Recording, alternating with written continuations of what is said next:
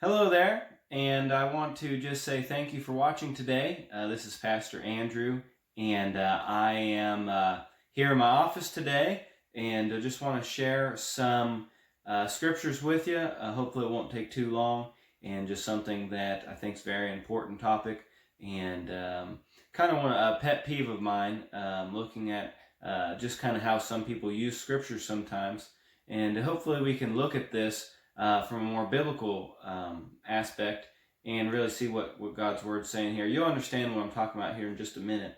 And so we'll be in Matthew, which is Christ when he was, I guess you call it the Sermon on the Mount, and he was preaching away there, and this is just one of his points, one of many points that he had. And I think it might have been a pet peeve of his as well, the way that he brings it up here. So let's go ahead and look in Matthew chapter number 5 and verse 38. It says, "Ye have heard that it hath been said, an eye for an eye, and a tooth for a tooth. But I say unto you, that ye resist not evil. But whosoever shall smite thee on the right cheek, turn to him the other also. And if any man will sue thee at the wall, and take away thy coat, let him have thy cloak also.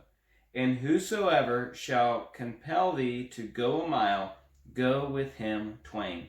So, as I said, we hear this term all the time, an eye for an eye. And this is a very biblical term in actually Old Testament biblical law. An eye for an eye, a tooth for a tooth.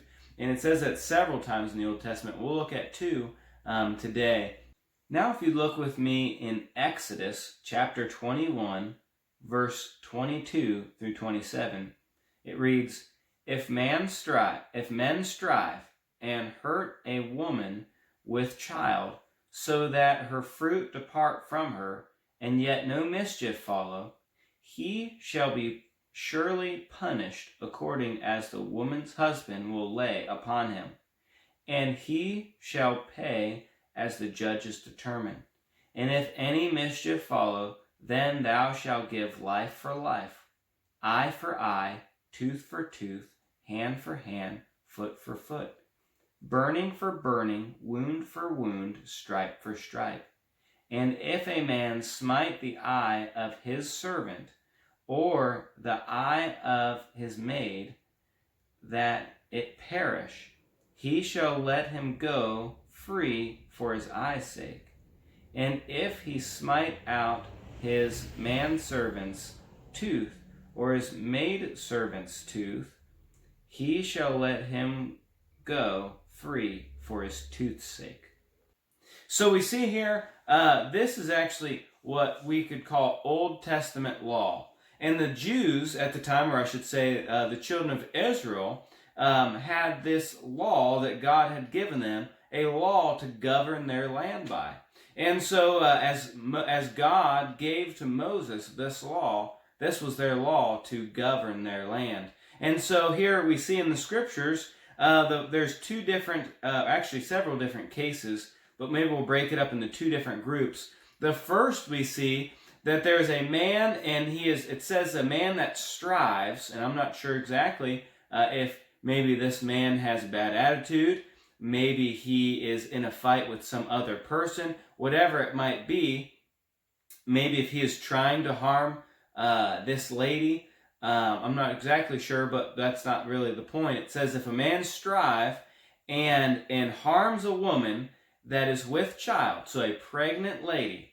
So here, let's give ourselves a scenario where maybe a guy has a bad attitude, and maybe he pushes another man, and it bumps into a lady that is pregnant, and causes this lady to then have her child before the time, so or prematurely give birth to this child.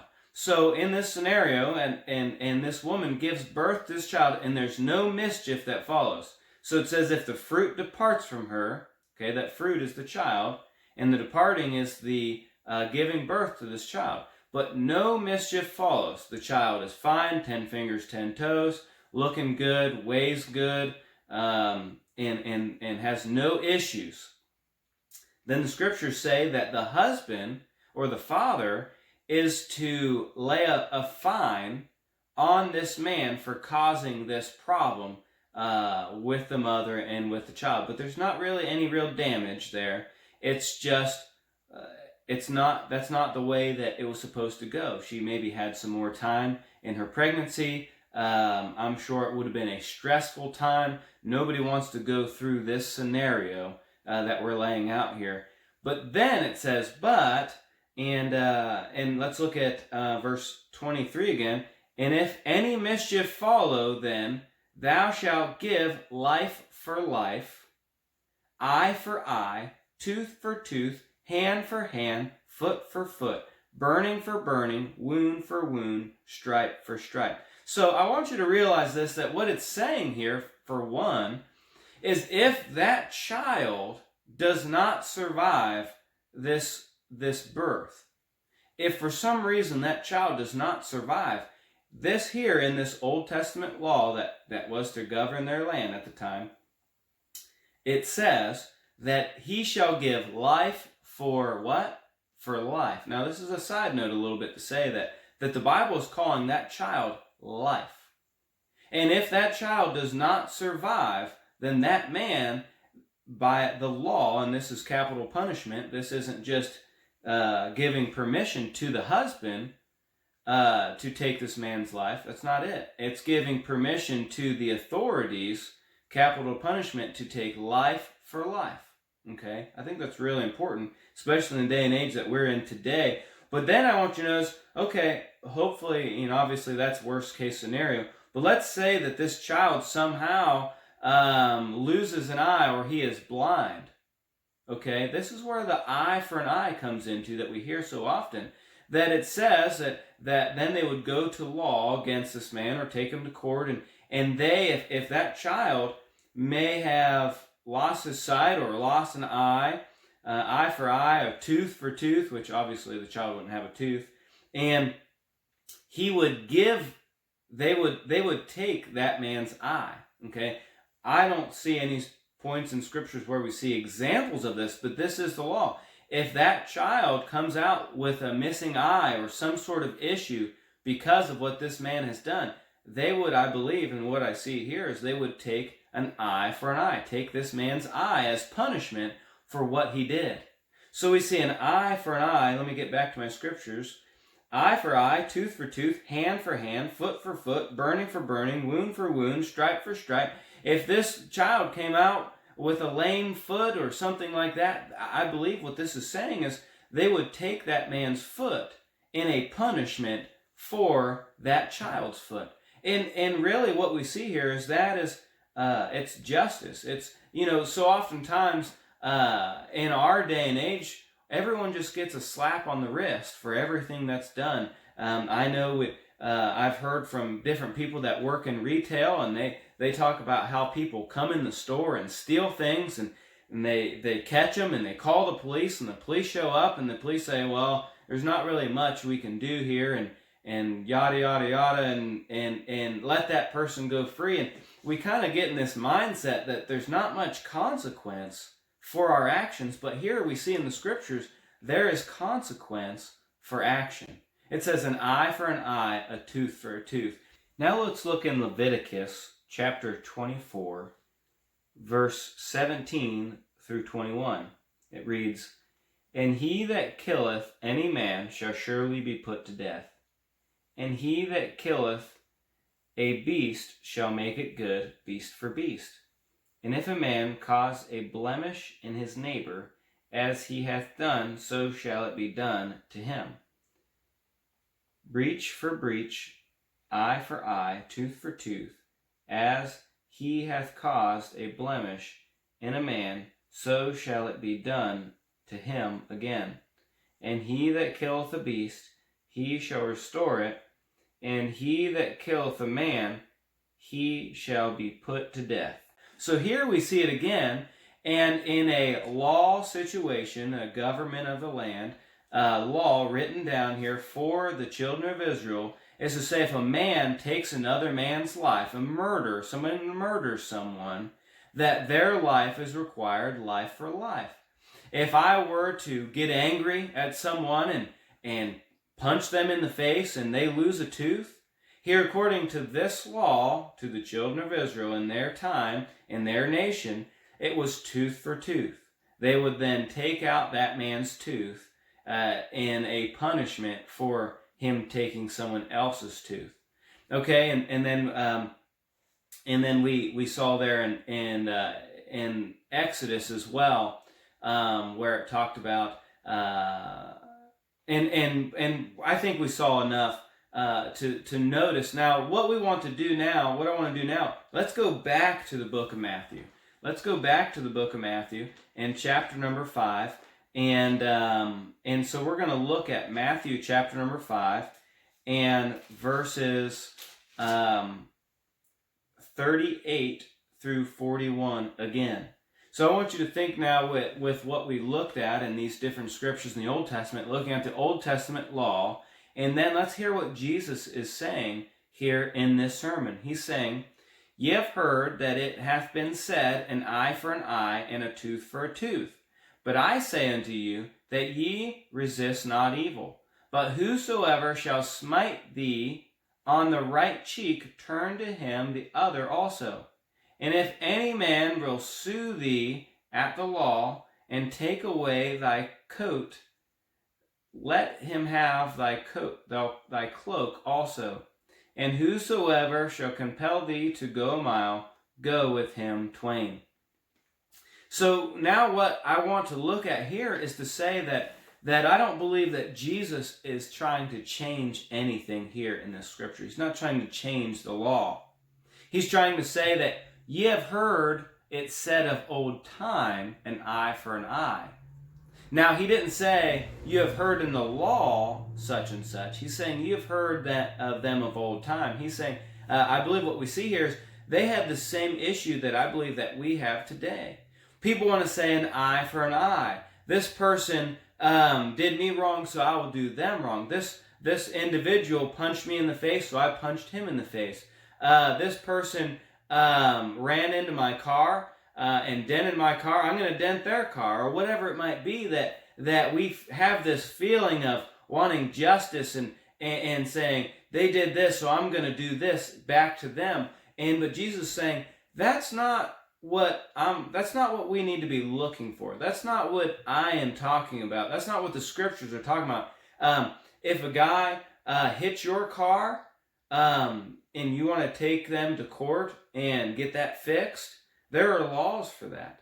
And if a guy took out your eye, there are laws for that. But that ought to not be our heart's desire, is to see harm come upon someone else.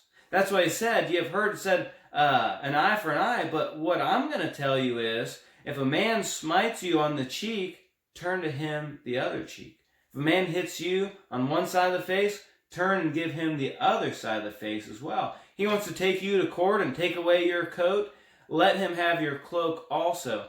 And what is this saying? It's saying, let's put ourselves to the side and not care about our own self-righteous injustice, and say that I'm going to care about other people. I'm not going to allow this situation or whatever it might be that I feel like I've been wronged. I'm not going to seek justice for that wrong. But you know what? I'm going to seek the goodwill of that other individual. I'm going to show that other individual love, though they did not show me love. And so let's look at a few more scriptures right here in Matthew. Just continue reading in verse 42. It says, "Give to him that ask thee, and from him that would borrow of thee, turn not away. Ye have heard that it hath been said, Thou shalt love thy neighbor, and hate thy enemy. But I say unto you, love your enemies, bless them that curse you, do good to them that hate you, and pray for them that despitefully use you and persecute you, that ye may be the children of your Father which is in heaven. For he maketh his sun to rise on the evil and on the good, and sendeth rain on the just and on the unjust. For if ye love them that love you, what reward have ye? Do not even the publicans the same? So here what Christ is saying, hey, we ought to be different, folks. You know, the publicans or kind of sometimes just a reference for just your regular sin, someone that you would just classify as just a regular sinner person. That's what they do. They love their brothers and sisters, their mom and dad, their neighbors, their friends, their co-workers. And they hate those who don't like them. And they hate people that may not believe the same way they believe. And they hate people, and they are unkind to people that disagree with them and don't like them. But Christ is saying, no. What we need to do is love those that hate us. Love those who despitefully use us and persecute us, and give to them and show them love and show them kindness. And because that is what Christ did for me and for you. That's what Christ did. That's what a Christian ought to be. And Christ saying, hey, I know that you have these preconceived ideas about what is right and what is wrong. But you know what? I'm here to tell you that you're wrong. I'm here to tell you that there is a better way that I want you to live. What is that? It is, if someone smites you, turn to him the other cheek. If someone steals your coat from you, give him your cloak also. If someone is giving you a hard time, give them a good time. Show them kindness. Show them the love of Christ, even though they may have harmed you and hurt you in some way. Maybe they said something mean to you, and they exchanged some mean words. But you know what? We can give them good and kind words.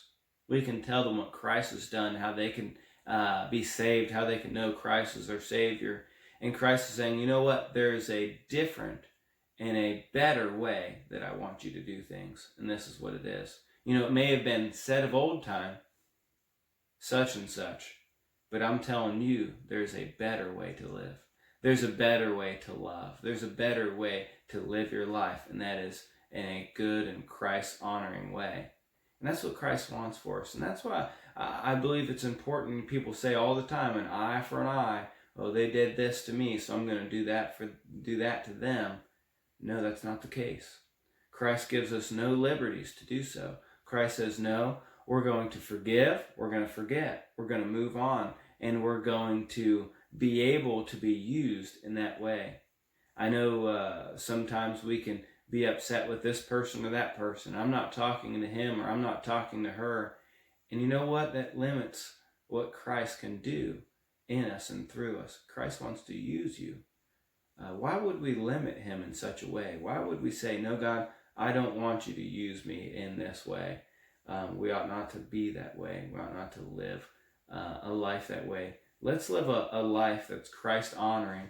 Let's live a life and be the Christian that God can use, and that others look at and say, you know what, that person's different.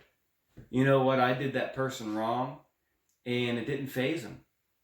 They love me all the same, and all through all the things I put them through, and they never said an eye for an eye, but they just simply continued to love me and show me love and care.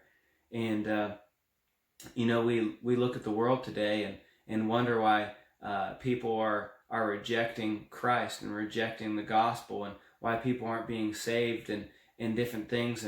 And Christ has given us the tools and given us the instructions on how to get these things accomplished. And this is one of them. This is one, to be that light and that example and live a life and a testimony that is honoring to Christ and that stands out among the crowd, and that people can look at a Christian today and say, you know what? Christ is real, because I can see Christ in their life. Can that be said about you today? Well, let's not look at the past. Let's not look at how we've acted and how what we've done, but let's look towards the future and say, you know what? I'm going to love my enemies, and I'm going to love those around me, love the unlovable, and give the gospel to those that maybe I don't feel like deserve it. Well, we never deserved it. I had never deserved it. But yet Christ came and died for me. Hey, let's just let the Lord use us today? Will you do that today? Will you let God use you? Will you put yourself to the side and be a vessel, be a Christian, be a person, a preacher today that God can use? And I just want to say thank you for listening today, and I hope that could be a help and encouragement to you. Thank you.